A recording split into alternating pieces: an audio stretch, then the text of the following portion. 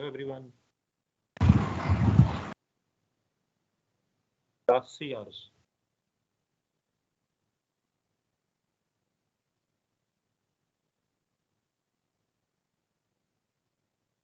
Hello.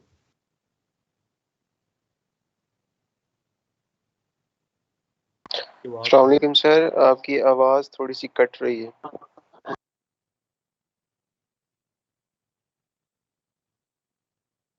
अब ठीक है?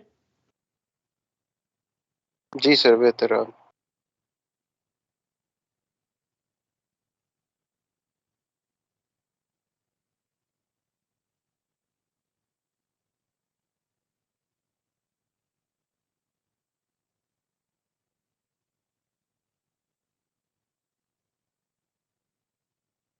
Let's start the lecture. Starting from, I hope most of the students they have joined the meeting.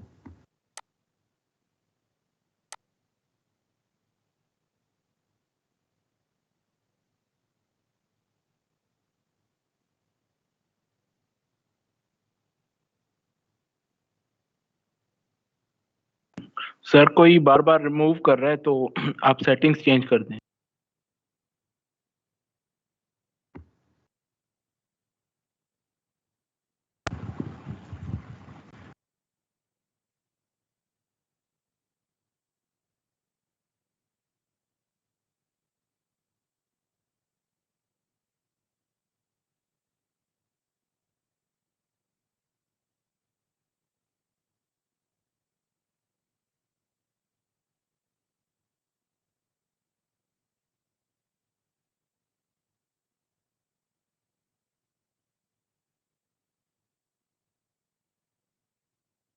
अब ठीक है?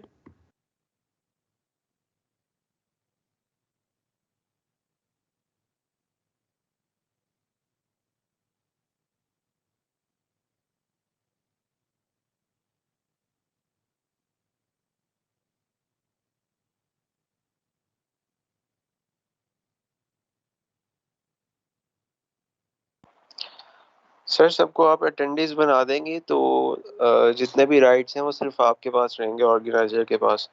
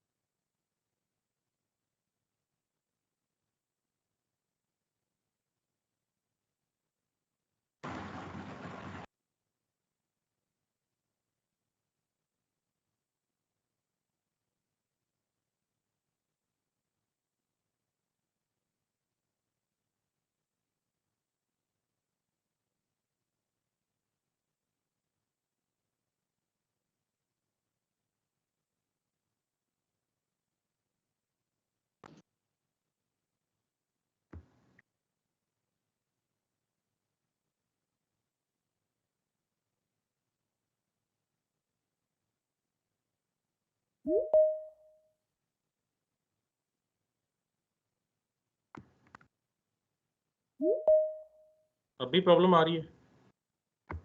Kindly check.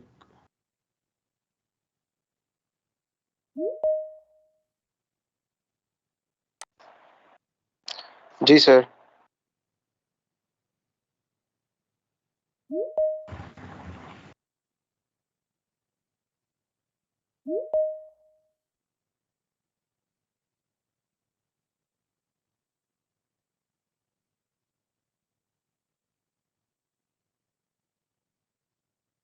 सर आपको किसी ने म्यूट कर दिया है, काइंडली सर आप अपने आप को अनम्यूट कर दें।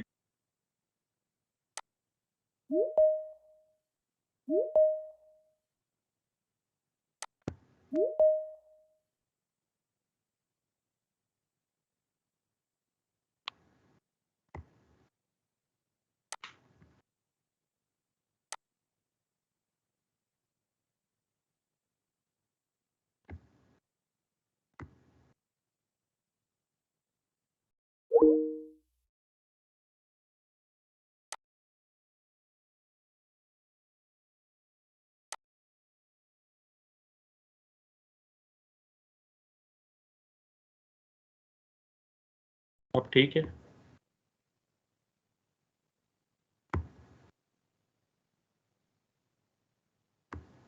मेरी बात आ रही है?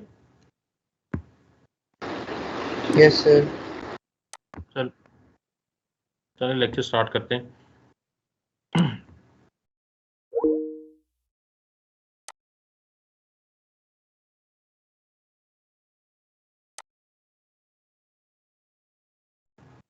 रिसेंटली मैंने डिपार्टमेंट ज्वाइन बैक किया है, तो मैं आपका इस कोर्स का कोऑर्डिनेटर हूँ। Course is engineering materials.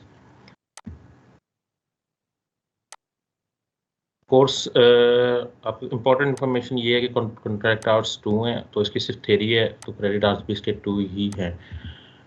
The course outline for this subject is basically specific to the engineering materials that are relevant for the selection of the materials in the chemical industry or the process industry.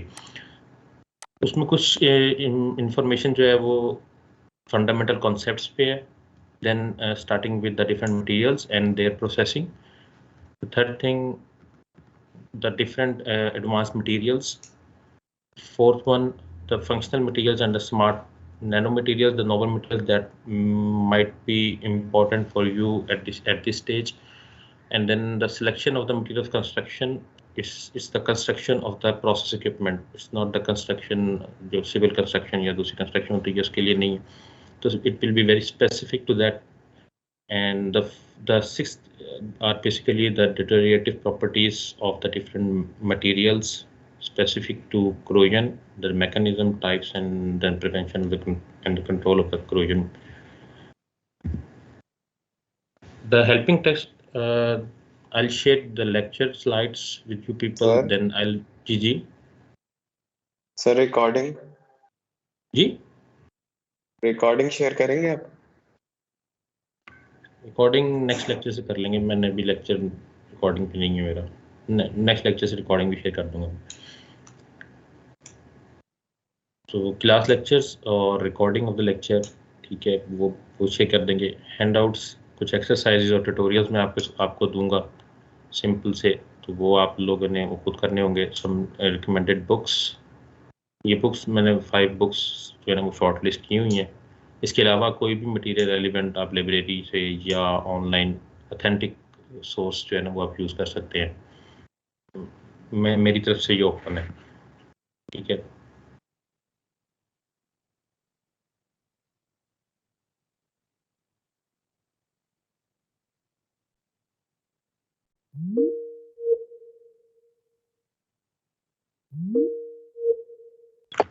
Ji sir, कोई भी नहीं है। कोई form नहीं है? ए या B section दोनों में नहीं है? जी सर। चलें, ठीक है। So course objectives will be the fundamental insights of the key material and their properties or specific to engineering problems. The second thing is understanding of the material properties and the characteristics and their significance in engineering applications.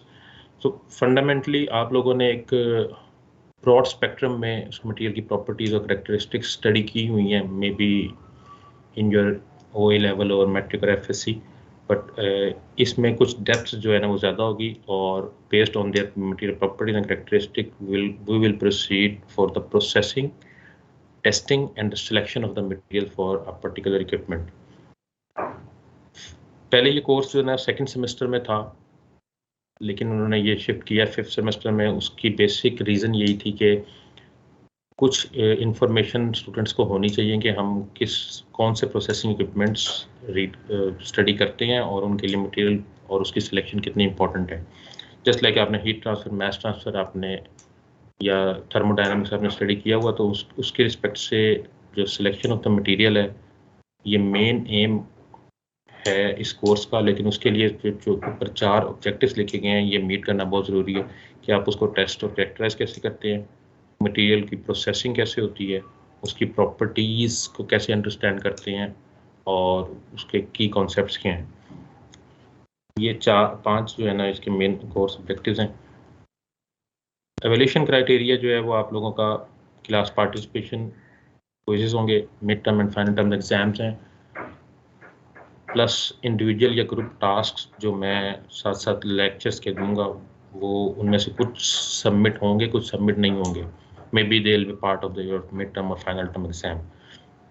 तो उसमें कुछ भी हो सकता है, assignments, worksheets, projects, problem sheets, activities. और ये हर student के लिए सेम नहीं होगा, स्टूडेंट वाइज भी डिफरेंट होगा, ग्रुप वाइज भी डिफरेंट होगा। किसी को हो सकता है मैं असाइनमेंट दे दूँ, किसी को वर्कशीट दे दूँ, किसी को प्रोजेक्ट्स दे दूँ। तो ये इंडिविजुअल भी और ग्रुप टास्क भी जो है ना सेपरेट होंगे, एक सेम प्रोजेक्ट्स या सेम असाइनमेंट्स नहीं होंगी। यहाँ तक किसी का कोई क्वेश्चन या confusion? I hope no one. Okay, starting the introduction of the subject, that's the engineering G.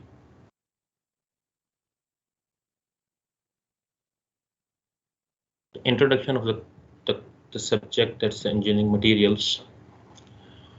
Starting from the why the materials are important and what is basically a material.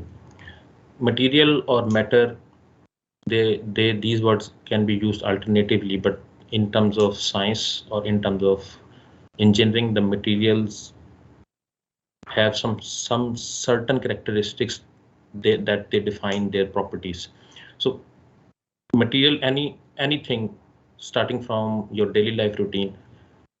If you look your body, so body is made up of different materials. These are mainly the biomaterials, but these are, if you see the characterization or the different types of the materials in your body, you have the different materials, just like blood, your nails, your hairs, your flesh, anything that is made up of any matter having a physical existence, that is material. And each and everything in your body has a different material characteristics. यहाँ पे मैं एक चीज define कर दूं, दो word use होंगे, characteristic और प्रॉपर्टीज।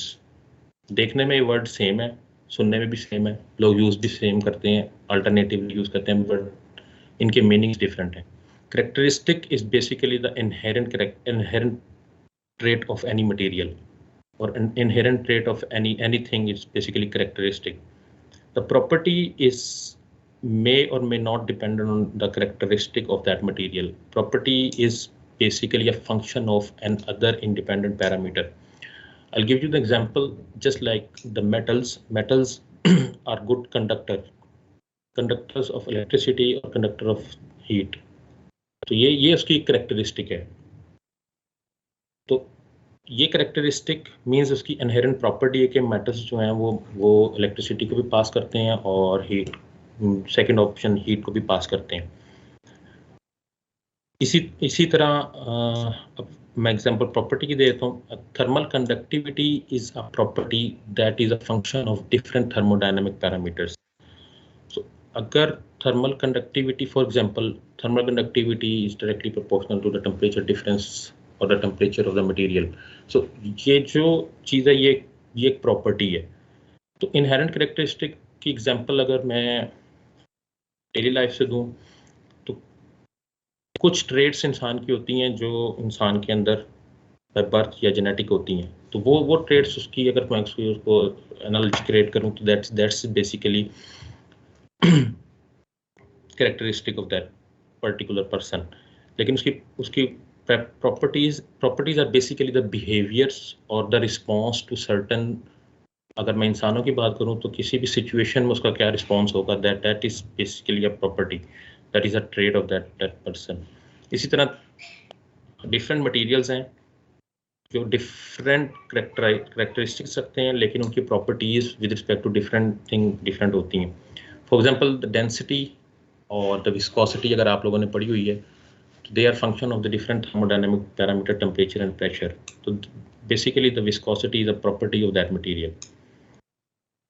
तो ये डिफरेंस है। तो इसलिए जब अल्टरनेटिवली मैं वर्ड यूज़ करूँगा कैरेक्टरिस्टिक का, तो उसका मतलब साइंटिफिकली कुछ और होगा, और प्रॉपर्टीज़ का यूज़ करूँगा तो प्रॉपर्टी का मतलब कुछ और होगा।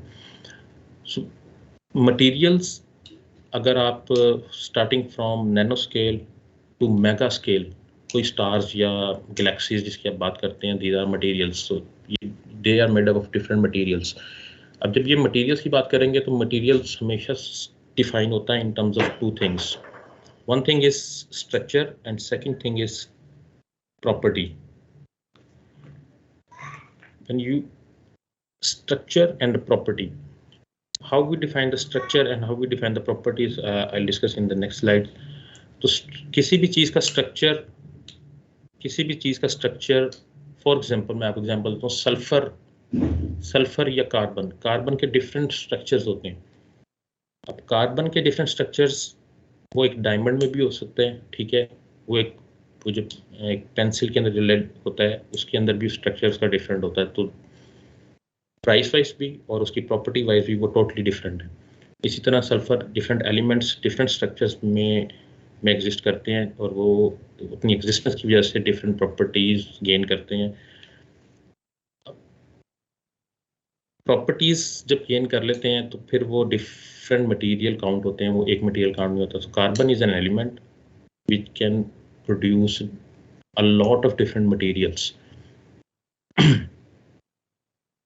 सेकेंड इम्पॉर्टेंट चीज़, हमारे सब्जेक्ट का नाम इंजीनियरिंग मटेरियल्स है। Engineering material is totally different from the material science and materials engineering. So material science and material engineering two different disciplines. जिस तरह की केमिकल इंजीनियरिंग होती है, इस तरह मटेरियल साइंस में भी डिग्री होती है, मटेरियल इंजीनियरिंग में भी डिग्री है। Material science is basically studying the different structure property relationship from the basic fundamental point of view. So science को फंडामेंटल पॉइंट ऑफ व्यू में अगर आप स्ट्रक्चर और प्रॉपर्टी का रिलेशनशिप फाइंड आउट करने के लिए अगर आप इन डेप्थ स्टडी करते हैं, that is science of the materials. Material engineering is basically depending, it's a interdisciplinary approach based on the fundamental knowledge gained from the material science and design the new materials for a predetermined set of properties. आपको कोई भी चीज़ एक required है, उसके लिए आप new materials prepare करेंगे based on the fundamental concepts of material sciences. इसकी एग्जांपल मैं अगर जो लास्ट 50-60 ईयर्स में जो एवोल्यूशन है, वो मटेरियल है ये एरोप्लेन्स का मटेरियल। एरोप्लेन्स का मटेरियल जो है ना, वो अभी भी इवॉल्व होता जा रहा है और न्यू से न्यू मटेरियल डिज़ाइन होते जा रहे हैं, जिसका बेस अब इसमें थीम क्या है, मटेरियल आपको चाहिए high strength and high and low density. Low density means का वेट कम होना चाहिए लेकिन स्ट्रेंथ ज़्यादा होनी चाहिए। तो उस पर अब इंजीनियरिंग अप्रोच ये है कि आपने मटेरियल्स की वो प्रॉपर्टीज़ यूज़ करनी है जो एग्जिस्ट करते हैं, उनको डिफरेंट फॉर्म में लेके जाना। तो अब जो अप्रोच यूज़ हो रही है वो that is are composites. Composites वो बनाते जा रहे हैं और उसको लाइट वेट से लाइट वेट लेकिन स्ट्रेंथन से स्ट्रेंथन करते जा रहे हैं। तो ये प्रॉपर्टीज हम डिफरेंट पढ़ेंगे, मटेरियल की प्रॉपर्टीज़ क्या होती हैं। So why engineering materials? Basically engineering materials, we are studying the materials already developed, but how to use in the engineering, basically chemical engineering or the process engineering. तो हमारा purpose जो है engineering materials का course design करने का, ये course पढ़ने का, तो वो ये है कि हमने जो इंजीनियरिंग के डिफरेंट मटेरियल्स डिज़ाइन हुए हैं उनकी फंडामेंटल प्रॉपर्टीज से लेकर उनकी यूजेबिलिटी तक हमने स्टडी करना है। और मैंने जिसने पहले बताया कि अल्टीमेट ऑब्जेक्टिव हमारा selection of material. We are not suppose to prepare और design the new materials. These are the fields of materials engineering and the material sciences. Structure, यहाँ से मैं इसको स्प्लिट करता हूँ स्ट्रक्चर एंड प्रॉपर्टी में। Structure is basically the arrangement of the building blocks of any material. So how the material building blocks are arranged with each other to form a specific material. अब structure में 4 level हैं, उन levels के respect से आपको जो है ना मैं डिफाइन करता रहता हूँ। एक मटेरियल जो है वो डिफरेंट एटम्स, सब एटॉमिक पार्टिकल्स, या अगर मैं कहूँ यूनिट सेल्स, उसके ऊपर एक लेवल है क्रिस्टल्स, और उससे ऊपर जो लेवल है वो मैक्रोस्कोपिक लेवल है बल्क क्रिस्टल्स। तो अब सब एटॉमिक अरेंजमेंट पे जब ये 4 लेवल हैं, नैनो स्केल पे जब नैनो या अबव नैनो स्केल पे बात करें तो सब एटॉमिक लेवल जो है वो आता है। इसका सब एटॉमिक लेवल में आपने मटेरियल्स की अरेंजमेंट चेक करनी है from electron to electron or from electron to nuclei. So how the atom of any material or any element, they have made up of different subatomic particles and how they are arranged with each other. अब subatomic properties में जो matter करती हैं वो radii, nuclear radii, electronegativity और ये सारी properties जो वो स्टडी करते हैं डिफरेंट मटेरियल्स की, तो वो सब एटॉमिक कैरेक्टरिस्टिक्स आती हैं उसमें। अब एटॉमिक स्केल में how the different atoms are arrange with each other, अब वो एटॉमिक अरेंजमेंट आप लोगों ने केमिस्ट्री में पढ़ी हुई है, वो डिफरेंट अरेंजमेंट्स जो हैं वो मटेरियल की डिफरेंट प्रॉपर्टीज शो करती हैं। मैं एग्जांपल इन ऑर्गेनिक केमिस्ट्री से देता हूँ, जिस तरह सिस एंड ट्रांस डिफरेंट या functional group attachment different atom या डिफरेंट मॉलिक्यूल के साथ होती है, तो वो उस मटेरियल की डिफरेंट प्रॉपर्टीज एग्जिबिट करते हैं और वो मटेरियल ही डिफरेंट काउंट होता है। इसी तरह माइक्रोस्कोपिक लेवल में अब एटॉमिक स्केल में जिस तरह how the atoms are arranged, just like मैं एग्जांपल देता हूँ, आपने 7 डिफरेंट क्रिस्टलाइन स्ट्रक्चर या यूनिट सेल स्ट्रक्चर्स पढ़े होंगे, जिसमें सिंपलेस्ट जो है ना वो क्यूबिक है। अब क्यूबिक स्ट्रक्चर में भी डिफरेंट नेचर के आते हैं। अब सिंपल क्यूबिक, ठीक है, body centred and face centred cubic, तो इसमें सिर्फ और सिर्फ एटम्स की अरेंजमेंट का फ़र्क होता है, उससे मटेरियल टोटली डिफरेंट हो जाता है। तो ये एटॉमिक स्केल है। माइक्रोस्कोपिक स्केल में how the crystals are basically और how the unit cells are arrange with each other. Polymers की बात करूं तो how the monomers are arrange with each other to make a polymer. और microscopic वो scale है जिसमें आप माइक्रोस्कोपिक वो है जिसको आप माइक्रोस्कोपिक की मदद से की हेल्प से किसी भी तरह करेक्टराइज कर सकते हैं। मैं इसकी एग्जांपल जो है ना वो देता हूँ। आपने अगर सुना हो XRD, एक्सरे डिफ्रैक्शन, तो एक्सरे डिफ्रैक्शन में आप नेकेड आई से नहीं बता सकते कि उसका स्ट्रक्चर क्या है क्रिस्टल्स का, लेकिन microscopic is basically the level where you can see from the naked eye. So microscopic structures भी आप कुछ जस्ट लाइक डिफरेंट क्रिस्टल्स जब अरेंज होते हैं तो वो उसकी आप एक शेप या साइज बता सकते हैं कि ये मटेरियल्स जो है ना वो इस शेप के हैं। अब इसमें जो क्लासिफिकेशन है स्ट्रक्चर की, उसमें 2 मेजर क्लासिफिकेशन है। One is crystalline and second one is amorphous. Crystalline जो है वो हाउ टू डिफाइन क्रिस्टलाइन और a crystal, it's a well defined arrangement of different unit cells or the different atoms or molecules. In amorphous, there is no regular or no definite arrangement. So ये दोनों एक दूसरे के opposite हैं। अगर एक चीज क्रिस्टल लाइन नहीं है तो वो अमॉर्फस है। The third thing is the matrices. Matrices are basically, ये वर्ड ज़्यादा यूज होगा कंपोजिट्स में। Matrices are basically arrangement of 2 different type of the materials with when combined with each other. Just like एक metal और एक polymer आपने combine किया है तो वो एक matrix बनाएगा। वो matrix फिर कैसे arrange है वो define करेंगे what is the structure of that material. So this term is specific to composite materials. एक figure add की हुई है मैंने। This figure is from a material that is aluminium oxide, Al2O3. These 3 are basically 3 different type of structures. The first one that is very clear, that where you can see, and इसको मैं compare करूँगा optical properties से।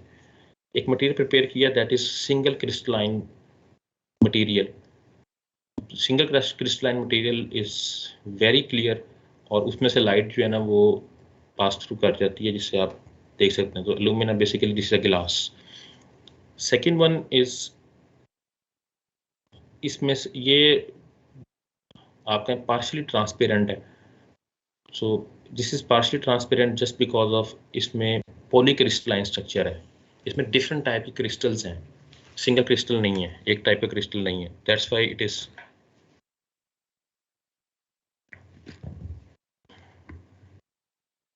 it is partially transparent. And the third one, this one is basically very opaque, and this one is polycrystalline structure with porosity. So this is a porous structure where the light is not being passed through that material, and it is not giving anything from the other side of that material. तो ये तीन different same material लेकिन की processing different है। Processing different होने की वजह से उसकी प्रॉपर्टी डिफरेंट है, optical property. So this is a single crystal, this is polycrystalline, this is polycrystalline with some sort of amorphous material in it, causing some porosity within a material. Any question? Till now, any question? No. Properties this जी sir आपने property और characteristic में difference बताया था, वो दोबारा बता दीजिए। प्रॉपर्टी और कैरेक्टरिस्टिक में, characteristic is basically the inherent trait of that material. ठीक है, इनहेरेंट ट्रेट जो होगी वो उसकी कैरेक्टरिस्टिक होगी। प्रॉपर्टी होगी कोई ऐसी specific trait that is a function of any other external stimuli. ठीक है, अब मैं एग्जांपल देता हूँ, मैं एग्जांपल इसकी मटेरियल की देता हूँ। कुछ मटेरियल होते हैं फेरोमैग्नेटिक, डायमैग्नेटिक एंड पैरामैग्नेटिक। ठीक है, फेरोमैग्नेटिक या जो पैरामैग्नेटिक वो मटेरियल्स होते हैं जो आपके मैग्नेटिक एक्सटर्नल स्टिमुलाई को रिस्पॉन्ड करते हैं, और जब वो मैग्नेटिक कुछ मटेरियल परमानेंट मैग्नेट बन जाते हैं, कुछ मैग्नेटिक को रिस्पॉन्ड ही नहीं करते, और कुछ हैं जो मैग्नेटिक को रिस्पॉन्ड करते हैं when the magnetic field is there. When the magnetic field is removed they are exactly the same as before. So ये एक उसकी प्रॉपर्टी है। अब कैरेक्टरिस्टिक इसकी ये है मटेरियल की कि उसमें जो अरेंजमेंट ऑफ इलेक्ट्रॉन्स है ना वो डिफरेंटली एग्जिस्ट करती है, लेकिन जब उस पर एक एक्सटर्नल स्टिमुलाई अप्लाई करते हैं तो वो एक डिफरेंट बिहेवियर देता है। मैं एग्जांपल इसकी thermal conductivity is a function of temperature. Temperature increase करते हैं कुछ मटेरियल की जो थर्मल कंडक्टिविटी है वो इंक्रीज होती है, कुछ की डिक्रीज होती है। अब उसकी कैरेक्टरिस्टिक ये है कि वो कंडक्टिव है मटेरियल, लेकिन जो प्रॉपर्टी है वो उसकी थर्मल कंडक्टिविटी है जो इंक्रीज या डिक्रीज हो रही है, जो रिस्पॉन्स दे रही है किसी एक्सटर्नल प्रॉपर्टी या एक्सटर्नल इन्फ्लुएंशियल फोर्स के ऊपर। एक और प्रॉपर्टी मेटल्स की एक प्रॉपर्टी होती है, एक कैरेक्टरिस्टिक होती है कि ये विथस्टैंड करते हैं सर्टन स्ट्रेस को, उसके बाद जो है वो या तो डिफॉर्म हो जाते हैं या ब्रेक हो जाते हैं। अब ये जो कैरेक्टरिस्टिक है ये उनकी इंटरमेटेलिक या इंटर एटॉमिक कम्बिनेशन की वजह से उनकी एक कैरेक्टरिस्टिक बन गई हुई है। अब उसकी प्रॉपर्टी क्या है? अब ये टेंसाइल ये स्ट्रेंथ होती है, कंडक्टिविटी होती है, डक्टिलिटी होती है, स्ट्रेंथ होती है, ये सारी की सारी इसकी प्रॉपर्टीज हैं जो फंक्शन है किसका? मैग्नीट्यूड ऑफ स्ट्रेस का। ठीक है, क्लियर है ये चीज? ये कोई और एग्जांपल दे दूं? चलिए, प्रॉपर्टीज में सिंपल जो प्रॉपर्टीज हैं वो है बिहेवियर या response of the material to an external stimuli. External stimuli यानी कि कोई भी एक्सटर्नल फोर्स उसकी प्रॉपर्टीज को डिफाइन करती हैं।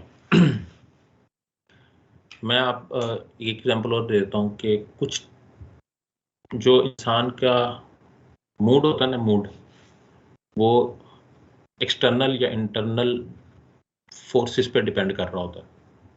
कभी वो बहुत अच्छा होता है, कभी वो बहुत बुरा होता है। ठीक है, किसी दोस्त के साथ बहुत अच्छा है और किसी दोस्त के साथ बहुत बुरा है। ठीक है, तो जो इनहेरेंट नहीं है वो जो बाहर से आ रही है चीज़ वो उसकी प्रॉपर्टी है, जो उसकी इनहेरेंट है वो उसकी कैरेक्टरिस्टिक है। I don't want to be offensive, लेकिन एग्जांपल दे देता हूँ। आप में कोई शेख होगा, ठीक है, मशहूर है कि कंजूस होना जो है ना वो शेखों का ट्रेट है, तो वो उसकी कैरेक्टरिस्टिक है, वो उसके इंटरनल एक्सटर्नल उससे जो है ना वो नहीं आएगी। सो नो ऑफेंस, बेसिकली मैं आपको समझाना चाह रहा हूँ कि वो कैरेक्टरिस्टिक क्या होती है। लेकिन जो मूड्स होते हैं, जो मूड स्विंग्स होते हैं, ये बेसिकली एक एनालॉजी क्रिएट करूँ तो ये this is a property. So behaviour of any material, response to any external force is basically ये प्रॉपर्टीज है। अब प्रॉपर्टी के मैं क्लासिफिकेशन एक्सप्लेन करता हूँ तो आपको थोड़ा अंदाजा हो जाएगा। डिफरेंट बुक्स में आपको डिफरेंट क्लासिफिकेशन मिलेगी, लेकिन ये सिंपल सी क्लासिफिकेशन है। The first one is the mechanical properties. So mechanical properties, just like the elasticity, the strength, the brittleness, ductility, these are the mechanical properties of the material. So जो mechanical external force की base पे define होती हैं वो mechanical properties हैं. Now the electrical properties, just like the dielectric constant, the electrical conductivity, electrical permeability. So ये permeabilities जो सारी की सारी जो है ना वो electrical properties में आती हैं. अब जस्ट लाइक इलेक्ट्रिकल प्रॉपर्टीज में फॉर एग्जांपल एक मटेरियल जो है ना वो इंसुलेटर है, लेकिन अगर उसके क्रॉस वोल्टेज बढ़ाते जाएं तो एक पॉइंट आएगा कि वो कंडक्टर हो जाएगा। वो डाइलेक्ट्रिक, असल में वो डाइलेक्ट्रिक ब्रेकडाउन पॉइंट आता है, उसके बाद वो मटेरियल कंडक्टर, उसमें इलेक्ट्रिसिटी पास होनी शुरू होती है अगर आप वोल्टेज बहुत ज़्यादा कर देते। तो अब फॉर एग्जांपल आप डिज़ाइन कर रहे हैं insulation for the high voltage cables, तो फिर आपको ये सारी की सारी इसकी प्रॉपर्टीज़ और उसकी करैक्टरिस्टिक जो है ना वो आपको अंडरस्टैंडिंग में होंगी, तो आप डिज़ाइन करेंगे insulation for the electric wires. इसी तरह थर्मल कंडक्टिविटी, थर्मल प्रॉपर्टीज़ में मेनली जो काउंट होती है वो थर्मल कंडक्टिविटी है। इसके अलावा अगर एक्सट्रीम पे जाएं तो एक्सट्रीम प्रॉपर्टीज़ में वो थर्मल एक्सपेंशंस आ जाती हैं। ठीक है, अब कुछ मटेरियल जो थर्मली एक्सपैंड होते हैं, कुछ मटेरियल थर्मली कॉन्ट्रैक्ट भी हो जाते हैं, रेयर हैं लेकिन हो जाते हैं। तो वो टेम्परेचर एक एक्सटर्नल फोर्स है जिस पे बेस करते हुए थर्मल प्रॉपर्टीज़ जो है ना वो डिफाइन की जाती हैं। अब फॉर एग्जाम्पल आपने हीट एक्सचेंजर डिज़ाइन करने, तो हीट एक्सचेंजर्स की जितनी ट्यूबिंग है, ठीक है, वो डिपेंड करती है थर्मल कंडक्टिविटी पे। So thermal conductivity is important for your heat transfer equipments. Mechanical properties are basically important for the mechanical design or the pressure or the pressure drop designs for your equipment, just like if you're using a pumping systems or pipelines. Magnetic properties, आप लोगों के course curriculum में या chemical engineering के curriculum में magnetic properties base आप equipment तो कोई नहीं डिज़ाइन करेंगे, लेकिन मैग्नेटिक प्रॉपर्टीज बहुत इंपॉर्टेंट है। फ्रॉम जस्ट लाइक जिस तरह वायर केबल्स की जो वापडा ने लाइंस बिछाई हुई हैं और एक मैग्नेटिक फील्ड जनरेट करती है, इलेक्ट्रिसिटी जब पास करती है, तो मैग्नेटिक मटेरियल्स वहाँ पर यूज़ किए, मैग्नेटिक प्रॉपर्टीज़ उनकी देखी जाती हैं कि वो मैग्नेटिकली यूज तो नहीं, अट्रैक्ट तो नहीं हो रही या रिफ्लेक्ट तो नहीं हो रहे। अब इसी तरह मैग्नेटिक प्रॉपर्टीज इंपॉर्टेंट होती हैं नैनो स्केल्स में, when you are designing some different electrical equipments, just like अब आपके घरों में माइक्रोवेव ओवन होता है, अब एक फील्ड जनरेट करता है। अब इस फील्ड के अंदर अगर आपने कोई और इलेक्ट्रिकल इक्विपमेंट रखा हुआ है, just like your LED TV रखा हुआ है, तो इट विल इंटरफेयर। और अगर आप कोई रेडियो या आपने कोई वाईफाई सिग्नल्स, वाईफाई का जो मॉडेम है वो आपने बिल्कुल माइक्रोवेव के साथ रखा हुआ है, तो आप देखेंगे उसमें इंटरप्शन आती है। सो हर चीज़ मटेरियल जो है ना वो मैग्नेटिकली जो रिस्पॉन्ड करते हैं वो मैग्नेटिज्म से या तो बूस्ट होते हैं या मैग्नेटिज्म से रिड्यूस्ड कैपेसिटी में चले जाते हैं, तो इसलिए मैग्नेटिक प्रॉपर्टीज़ भी इम्पॉर्टेंट हैं। ऑप्टिकल प्रॉपर्टीज़, बहुत सारे मटेरियल्स ऑप्टिकल केमिकल इंजीनियरिंग में यूज होते हैं जिनमें ऑप्टिकल प्रॉपर्टीज़ इंपॉर्टेंट होती हैं, just like reflectivity, refractive index. मैंने एक एग्जांपल दी अभी पीछे आपको ऑप्टिकल प्रॉपर्टीज़ की यहाँ पे।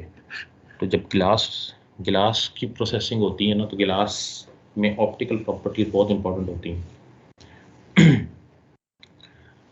आप में से जो लोग गिलास पहनते हैं उनको आइडिया होगा कि, या आप लोग कंप्यूटर स्क्रीन या लैपटॉप स्क्रीन यूज़ करते हैं, पाएगा कि यूवी प्रोटेक्टेड स्क्रीन्स क्या होती हैं। तो उसकी ऑप्टिकल प्रॉपर्टीज इस तरह रखी जाती हैं कि वो यूवी को रिफ्लेक्ट बैक करती है, वो आप तक नहीं आने देती। The last one is basically the kinetic properties, kinetic या deteriorative properties. So how the material may react chemically with another external force. अब इसमें जो आपके रेलिवेंट एग्जांपल है वो है कोरोजन की। अब जितने मेटालिक कंपोनेंट्स हम आगे पढ़ेंगे वो सारे के सारे उसमें देखेंगे कितने करोसिव हैं। तो जितना जिस तरह आप हीट एक्सचेंजर्स या कॉलम डिज़ाइन करेंगे, इसके अलावा कोई पंप, कंप्रेसर्स, जिस तरह की सारी चीज़ें जो है ना, इनकी मटेरियल्स की सिलेक्शन उस तरह की जाती है। और या आपने टर्बाइंस या वो पढ़े होंगे पावर प्लांट्स, ठीक है, तो वो सारे के सारे जो हैं उनमें डिटेरेटिव प्रॉपर्टीज इंपॉर्टेंट होती हैं, वो देखी जाती हैं। The next thing is basically a cycle for the material, starting from the processing to the performance. Ultimate aim for the engineering material is to get a certain set of properties that will define the performance of that material. इसका cycle कहाँ से शुरू होता है? अब इसका cycle जो शुरू होता है वो होता है प्रोसेसिंग से। How materials are processed. Material, क्योंकि अगर कैटेगराइज करूँ तो मटेरियल्स जो है ना वो दो तरह के हैं, नेचुरल अकरिंग और एक सिंथेटिक। अब नेचुरल अकरिंग में भी अगर उनकी प्रोसेसिंग की जाए तो उनको सर्टेन एप्लीकेशन में यूज़ किया जा सकता है। प्रोसेसिंग की मैं एग्जांपल अगर आप लोग में इंटरेस्ट तो होगा, फिल्म्स वगैरह देखते होंगे, तो आपने देखा होगा जब भी एक स्वॉर्ड या तलवार बनाई जाती है ना, तो उसकी एक प्रोसेसिंग होती है। बेशक वो मैनुअल होती है लेकिन वो प्रोसेसिंग हो रही होती है। वो प्रोसेसिंग क्या है? सबसे पहले उसका हीट ट्रीटमेंट होता है, उसको एक हाई टेम्परेचर पे लेके जाते हैं। उस हाई टेम्परेचर के बाद उसका एक मैकेनिकल ट्रीटमेंट होता है जिसमें उस पर हैमरिंग की जाती है। अब उस हैमरिंग जो हीट ट्रीटमेंट है, हैमरिंग है, उसके बाद तीसरा एक उसके अंदर स्टेप होता है, उसको क्वेंच किया जाता है। क्वेंच करने का मतलब उसको एकदम पानी में डाल दिया जाता है, गरम, ठीक है। उसकी हैमरिंग करने के बाद उसको एकदम पानी में डाला जाता है।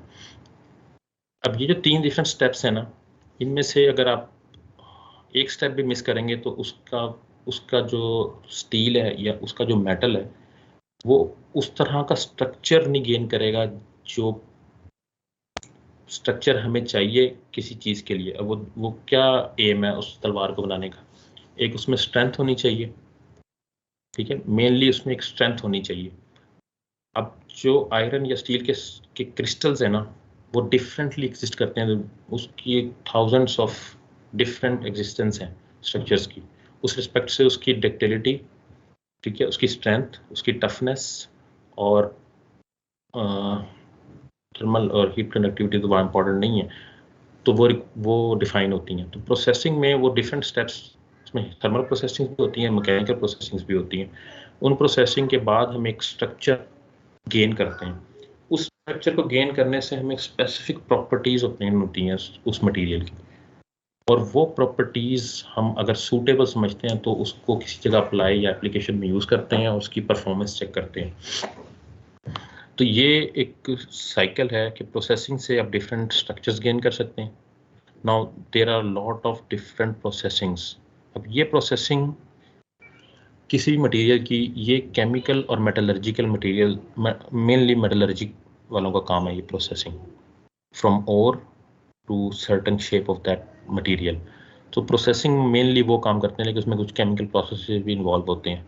तो केमिकल इंजीनियर्स भी यहाँ पर प्रोसेसिंग में, जस्ट लाइक गिलास, ठीक है। अब गिलास, डिफरेंट टाइप के गिलास होते हैं, इनमें एक कैरेक्टराइजेशन है कि हाई टेम्परेचर रेजिस्टेंट, ठीक है, और एक होता है जीरो टेम्परेचर रेजिस्टेंट।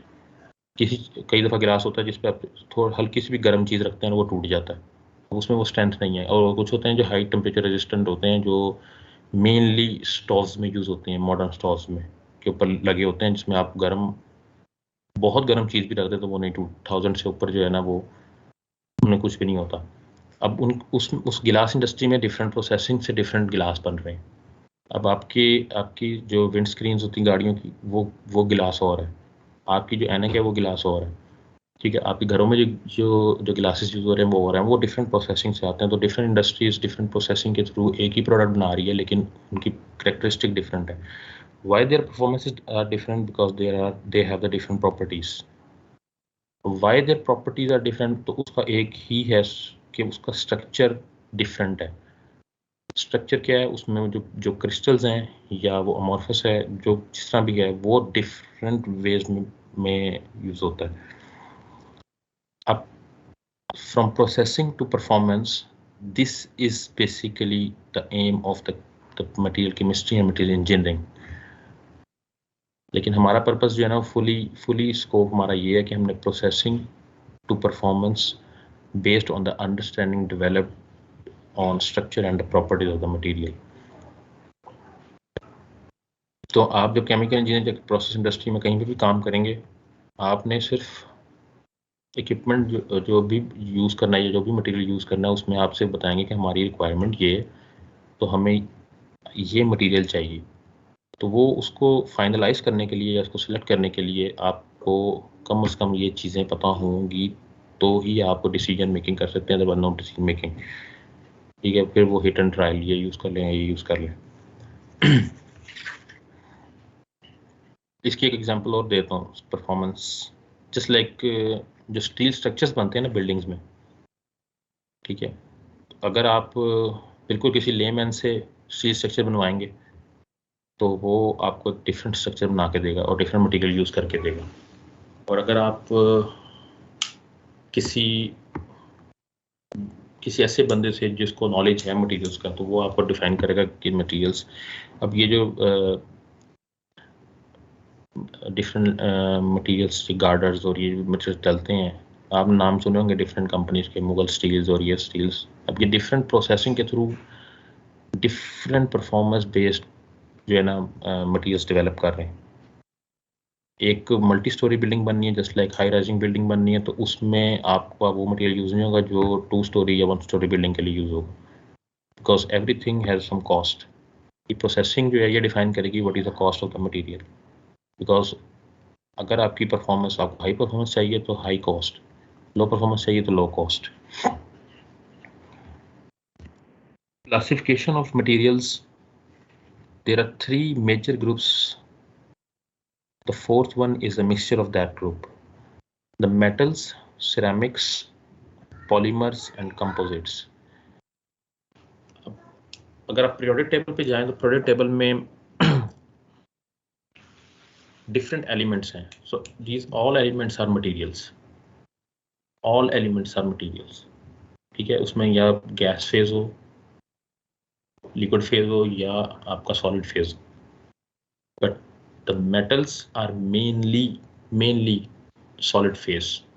तो इसको क्लासिफाई किया गया सिर्फ इंजीनियरिंग मटेरियल के पॉइंट ऑफ व्यू से. So we are omitting the gases and to some extent we are omitting the liquid elements. So all the elements just like nickel, copper, zinc, iron, now based on that the metals can be the alloys. So different combinations of the metals, they can make the different alloys. Now the ceramics are basically the inorganic oxides. ठीक है, अब inorganic oxides में just like मैंने example the first, second और third group में से अलुमिना है, silica या मिक्सचर है इनका. अब सेरामिक की जो मेन कैटेगरी आती है वो है गिलास की. आप लोगों से रेलिवेंट, जस्ट लाइक गिलास. Second thing, the refractories, जब भी आप फर्नेस डिज़ाइन करेंगे या कोई भी चीज़ डिज़ाइन करेंगे तो उसमें ceramics as a refractory material use होगी। जो लाइनिंग होती है फर्नेस के अंदर की लाइनिंग, अगर आप लोगों ने देखी हो तो मैं एग्जांपल देता हूँ, जिसमें तंदूर के अंदर जो लाइनिंग होती है वो तो बड़ी लो लेवल जो है ना मटेरियल यूज़ किया जाता है, लेकिन जो फर्नेसेस होती हैं उनकी लाइनिंग और होती है। इसी तरह अगर आप लोगों ने इंटर्नशिप की है तो आपको आइडिया होगा कि ये टाइल्स जो हैं दीज आर सेरामिक्स, ठीक है। ईंट को भी किसी हद तक आप सेरामिक कह सकते हैं, लेकिन ईंट जो है ना वो उस प्रोसेसिंग से नहीं गुजरती जिस तरह टाइल्स गुजरती हैं। The third one is polymer. Polymer आप लोगों को आइडिया होगा, starting from the lower structure that is a monomer made up of, and then they combine with each other to make polymer, giving the certain properties of the material. polymers ये crystalline भी होते हैं और ये non crystalline भी होते हैं। सो इसकी सिंपल एग्जांपल जो पीवीसी लाइनिंग होती है, ठीक है, या कि घरों में जो पाइपलाइंस नॉन मेटालिक होती हैं, सारी की सारी पीपीईज, ये सारी की सारी पीपीआरसी, ये सारे के सारे पॉलीमर्स हैं। Now composites are basically the combination of either 2 or 3 of these 3 basic materials. The metal, maybe metal or polymer, maybe metal or ceramic. So just like ceramic के अंदर आपके टारगेट है कि आपने हाई स्ट्रेंथ कंपोजिट बनाना है और लो wait composite बनाना है, तो स्ट्रेंथ आपको मेटल्स वाली चाहिए, ठीक है, वेट आपको डिफरेंट या पॉलीमर वाला चाहिए या लो डेंसिटी सेरामिक वाला चाहिए, तो आप इसको कंबाइन करेंगे विद मेटल्स। तो एक अब इसमें मैंने जिस तरह बताया था कि मैट्रिसेस जो होते हैं वो one matrix is basically a combination of a metal और एनी सेरामिक और polymer chain. So a single unit is basically matrix and the matrices, इसमें डिफरेंट मैट्रिक्स मिलके एक मैट्रिक्स बनाते हैं।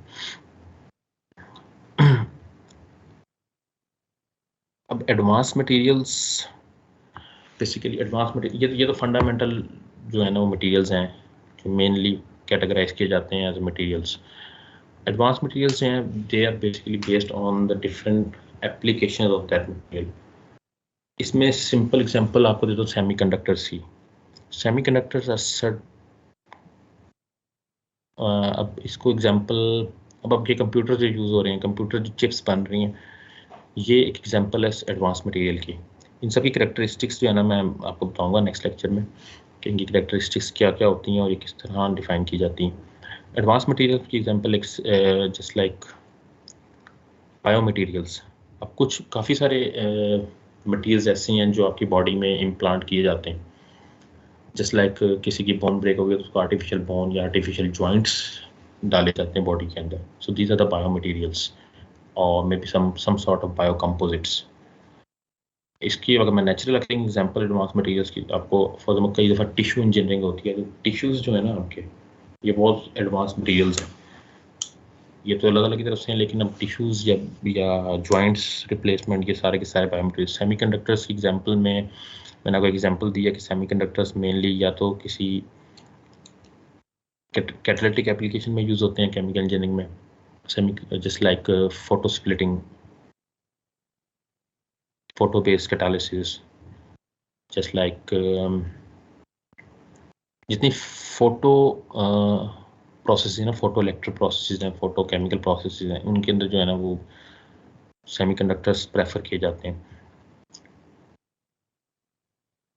सेकेंडली सेमीकंडक्टर्स जो है ना वो इलेक्ट्रिकल इक्विपमेंट्स में बहुत यूज़ होते हैं। तो आप देख लेंगे कंप्यूटर की एफिशिएंसीज कहाँ से कहाँ, फोन्स, आपके मोबाइल फोन्स के अंदर एफिशिएंसी कहाँ से कहाँ जा रही है। These are basically the examples of the application of the semiconductors.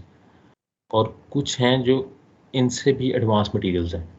अब एडवांस मटेरियल्स में basically these advanced materials are advanced applications of that materials. Advance material की अगर मैं एप्लीकेशन आपको दूं तो वो है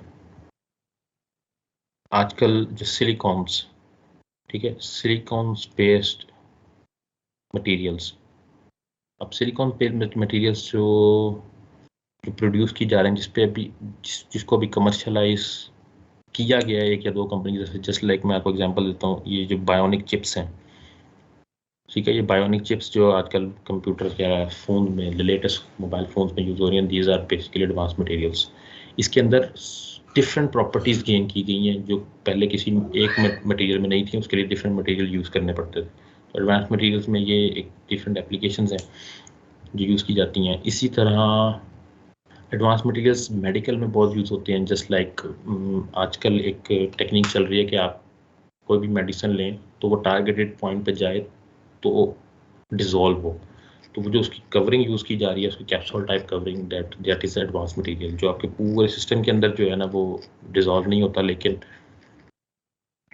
टारगेट पे जाता है और उस टारगेट पे जाके जो है ना वो अपना इफेक्ट दिखाता है। जो अब इसमें इम्पॉर्टेंट पॉइंट जो है ना वो परफॉर्मेंस है, कि किसी भी चीज़ की परफॉर्मेंस इंक्रीज करने के लिए आप मटेरियल्स नए से नए बनाते जा रहे हैं। So this is basically the overall classification of the materials. इसको इंडिविजुअली स्टडी करेंगे नेक्स्ट लेक्चर में, और उसके बाद जो है ना वो मैकेनिकल प्रॉपर्टीज़ पे चले जाएंगे। This is all for today's lecture. Any question? No sir. Excuse me sir, जी सर हम कौन सी बुक फॉलो करेंगे सब्जेक्ट के लिए?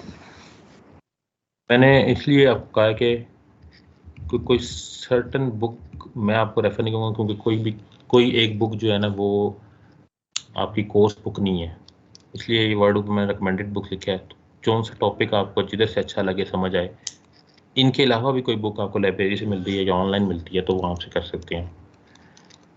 बाकी जो चीज़ स्पेसिफिकली मैं किसी बुक से दूंगा तो उसके मैं नोट्स प्रोवाइड करूँगा आपको, कि ये एक चैप्टर या एक टॉपिक मैंने किसी बुक से किया तो ये वाली बुक है और ये इसके नोट्स हैं। Okay sir, thank you. Any other question?